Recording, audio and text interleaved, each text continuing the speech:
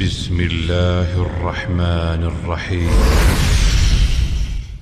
اعوذ باللہ من الشیطان الرجیم بسم اللہ الرحمن الرحیم اللہم صل علی محمد و آل محمد۔ آج ہم گفتگو کریں گے ایک ایسی قوم کے بارے میں جو دنیا میں سب سے زیادہ طاقتور ترین قوم تھی اور قد و قامت کے اعتبار سے دیکھا جائے تو سب سے بلند قد و قامت رکھنے والی قوم تھی۔ یہ قوم کہاں رہتی تھی؟ عرب کے جنوبی علاقے میں رہتی تھی، یمن کے قریب۔ یہ یمن اور یمن کے اطراف میں یہ قوم زندگی گزارتی تھی۔ اس قوم کو قوم عاد کہا گیا ہے۔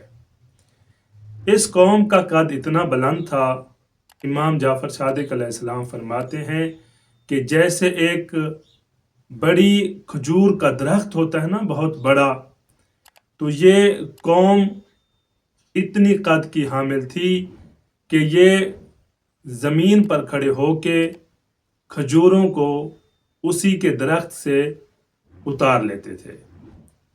یہ قوم تقریباً جو اس کا قد بتایا جاتا ہے وہ چھوٹے سے چھوٹے قد والے کا قد جو تھا تقریباً 70 ذراع اور بڑے سے بڑے قد والا شخص جو ہے نا 100 ذراع کا قد رکھتا تھا۔ تقریباً 100 ذراع بنتا ہے 104 میٹر۔ 104 میٹر قد رکھنے والے یہ لوگ تھے۔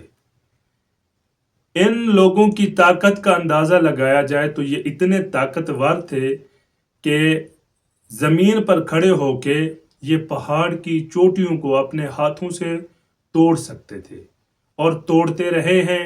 انہوں نے پہاڑوں کو اپنے ہاتھوں سے توڑا، جیسے ہمارے ہاں بچے گیلی مٹی کے کھلونے بناتے ہیں نا، ہاتھوں سے توڑ کے، یہ لوگ پہاڑوں کو اس طرح توڑ کے گھر بناتے تھے۔ ان کے گھر پتھروں کے گھر ہوتے تھے، اینٹ بجری سیمنٹ کے نہیں ہوتے تھے، بلکہ یہ پہاڑ سے پتھر توڑتے تھے اور اپنے گھروں کو بناتے تھے۔ اور ان کے گھر بھی دنیا میں بلند ترین گھر تھے، یعنی ہمارے ہاں جیسے آج برج خلیفہ مشہور ہے، اسی طرح کے ان کے گھر تھے۔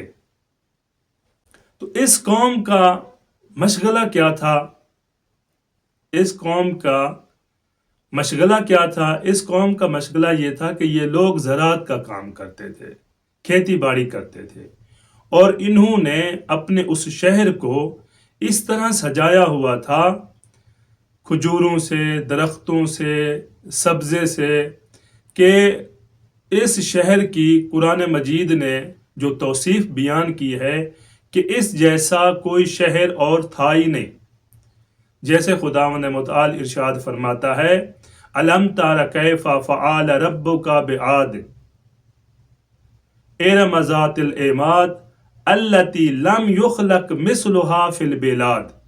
یعنی یہ قوم ایسی تھی، انہوں نے ایسے اپنے اس شہر کو، اپنے گھروں کو اس طرح سجایا ہوا تھا، خداوند متعال فرما رہا ہے کہ اس طرح کا شہر دنیا میں کسی نے اور سجایا ہی نہیں تھا۔ اتنا خوبصورت شہر تھا، اور یہ دنیا کی طاقتور ترین قوم تھی۔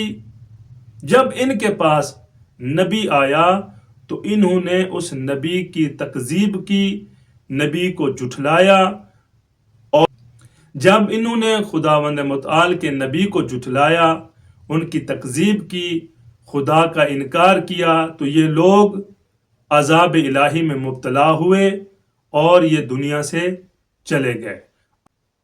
والسلام علیکم ورحمۃ اللہ وبرکاتہ۔